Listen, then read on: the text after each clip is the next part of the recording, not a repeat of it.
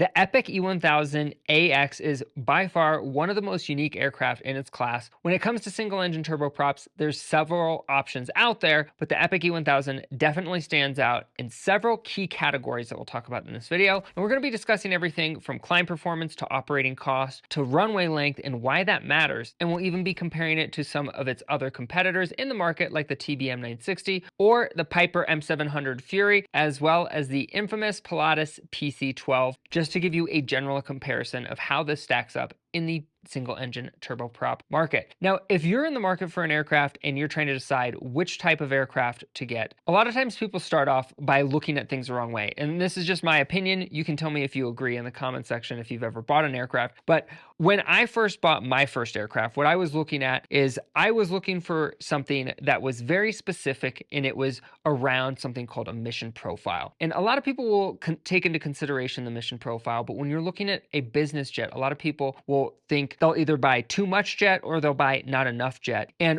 really what you want to buy is going to be something that maximizes your time savings, and oftentimes there's going to be a tax incentive to do so. Now, I'm not going to be talking about the tax incentives in this video because those are changing, and there's a new bill that just passed the House. It's probably going to make it through Congress, and there's going to be some very heavy tax incentives coming down the pipeline related to the Tax Cuts and Jobs Act of 2017, which are now going to be reinstituted as of 2025. And Congress might make it permanent, which would mean that you get bonus depreciation on assets like this, which will fare very well for the market, and it'll actually be just in general good for the economy. And it'll be even better for you because now when you buy a jet, you can take bonus depreciation on the full value of that aircraft when you purchase it. Now, again, I'm not going to be talking about that in this video. It is something to take into consideration when you are buying an aircraft because the sticker price can serve a tax efficiency purpose, and that's why a lot of these newer aircraft really hold their value. Now, when we look at the Epic E1000 AX, I personally have had the opportunity to see this aircraft in person, and it's a beautiful aircraft. It has a lot of nice features, both the interior as well as its performance. And I want to start with the performance specs because that's where this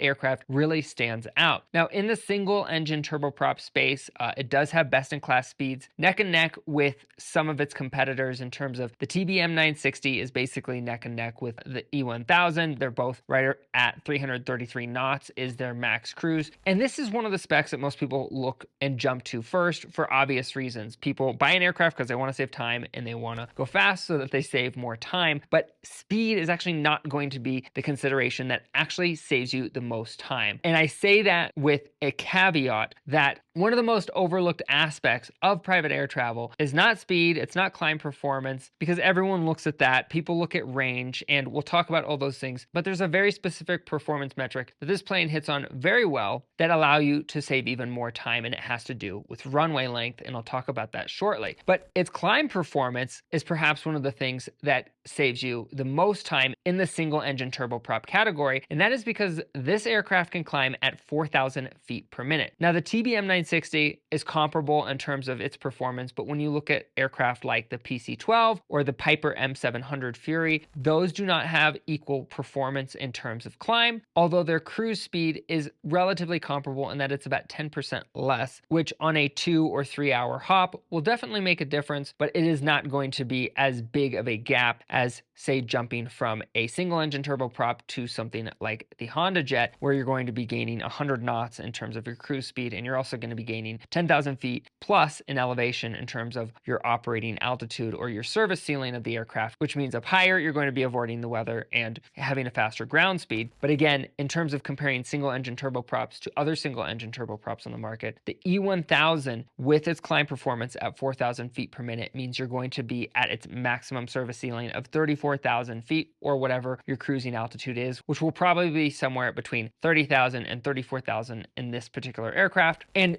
being able to climb to altitude quicker means that you are going to be able to go faster quicker, because when you're climbing, you're not going as fast, and it's not something that most passengers consider when they're in a plane. But when you're on your way to your cruising altitude, you're actually at a much slower speed because you're using energy for climbing rather than cruising, and you have to get to those higher altitudes to pick up those faster air speeds and ground speeds so that you can get there quicker. So that's one place where this aircraft absolutely crushes it. Now, another that we already mentioned was speed at 333 knots, which again, this matches the TBM 960 and beats out several other competitors in the space. But where this aircraft really performs well is in terms of its runway performance, because this particular aircraft can take off and land on runways that are less than 3,000 feet, and its takeoff performance at max gross is just over 2,200 feet, which means that you can fly into most airports in North America, which means that you can fly into almost any paved airport in the world with this particular aircraft, because most airports are going to be 2,500 to 3,000 feet, with the exception of a lot of unimproved airstrips that are more for bush planes and things like that. But it really gives you a lot of choices in terms of the airports that you're flying to. So if you happen to be flying to rural destinations on a regular basis, the reason this is so important is when you get into heavier jets, or even some of the light jet categories like the Phenom 300, for example, or even the HondaJet, the takeoff and landing rule can require that you have a 4,000 or 5,000 foot runway, depending on density altitude, which means that in the Epic E1000, you would be able to get there, but in a Phenom 300, for example, you would not. Now, this is only going to be relevant if you don't have a runway that's very close by your destination. But the reason I always point this out is a lot of people, they overlook ground transport time and how much that plays into the total travel time. Because you see, if you look at a flight right now, let's say between Denver and Phoenix, well, if you're flying from Denver to Phoenix, that flight, even though it only takes about an hour and a half in the air, the actual time to travel is about 6 hours, including transport time, because you have to show up 2 hours before your flight, you have to go through airport security, you have to deal with all the nonsense. And so by the time you actually land in Phoenix, then you have to pick up your bags. And so it might be a 4.5 hour journey just at the airports. And when you factor in how far away you are from those airports, I happen to be an hour from DIA. A lot of people are, when they're flying out of a major metropolitan airport, they might be a half hour away, they might be an hour away, and they might be even further away than that. And so if you can fly out of an airport that's only 10 minutes from your house that you might not have even known existed because it's just a small regional airport, you can save an enormous amount of time in the ground transfer. And that's where the single engine turboprop category really shines, and where this airplane shines as well, because it's very competitive. Although it's not best in class in its runway performance, there are some other aircraft like the Piper M700 that does have a shorter takeoff roll, but it's also a smaller aircraft, so that's to be expected. Now, one of the unique things about this aircraft is that its full fuel payload is nearly 1,200 pounds, which means you can bring 6 adults, including the pilot, when this plane has full fuel. And that is oftentimes rare, because in a lot of aircraft, when you have full fuel, you don't really have a payload left over to carry bags as well as people. Now,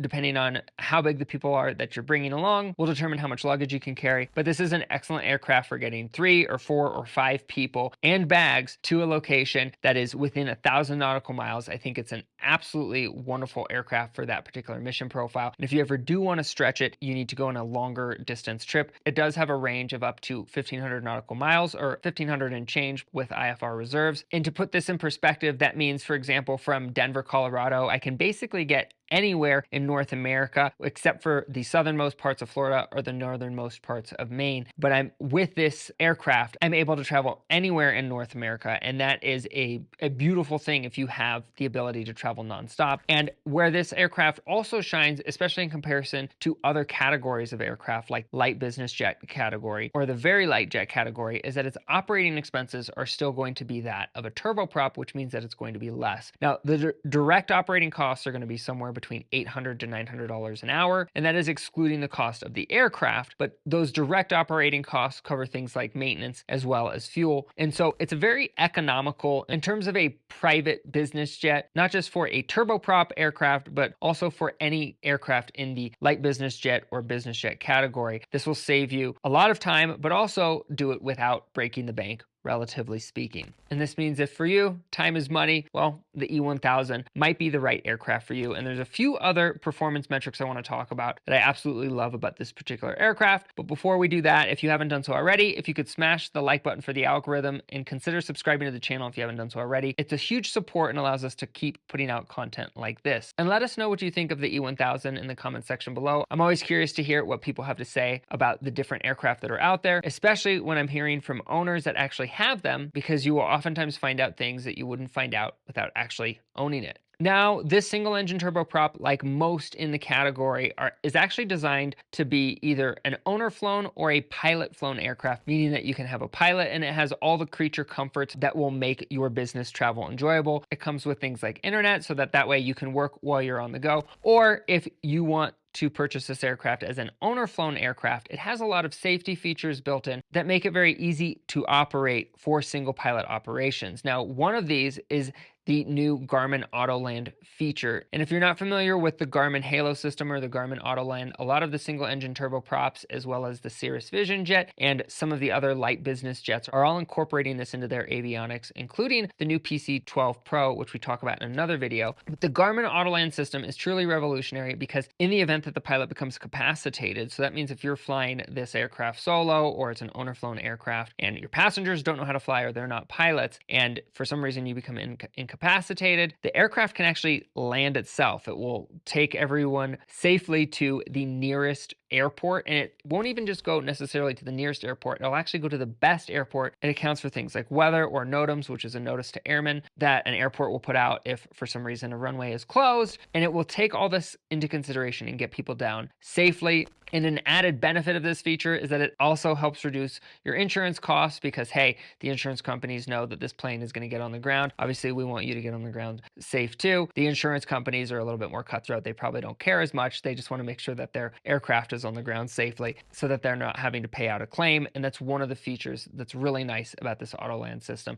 It definitely increases aviation safety and makes sure you get to your final destination or an alternate destination in one piece. Now, there is one con to this particular aircraft, and that is common in most aircraft in this class, and that is that it does not have a lavatory. Most single engine turboprops like the M700, or if you look at the Piper M series lineage, they don't really have a lavatory as an option. The TBM 960 does have that as an option, but it does sacrifice 2 seats, so it makes very tight, cozy space with just 4 seats, but you get the added option of a lavatory. But for most people that are flying 2 or 3 hour legs, that's not going to be a problem in this particular aircraft. It will get you there, it will get you there fast, and especially in the owner flown segment, this is an absolutely beautiful aircraft that has a lot of cool features and is truly a unique piece of equipment. And if you happen to be in the market for an aircraft and would like to have us represent you in a transaction, there's actually a link in the description where you can get more information on how we can help, or you can visit us online at thebestjets.com for more information on how you can get in touch. And we hope you found this content helpful. And again, smash the like button for the algorithm if you enjoyed this content, and subscribe to stay up to date on the latest in aviation technology. And we will catch you on the next episode.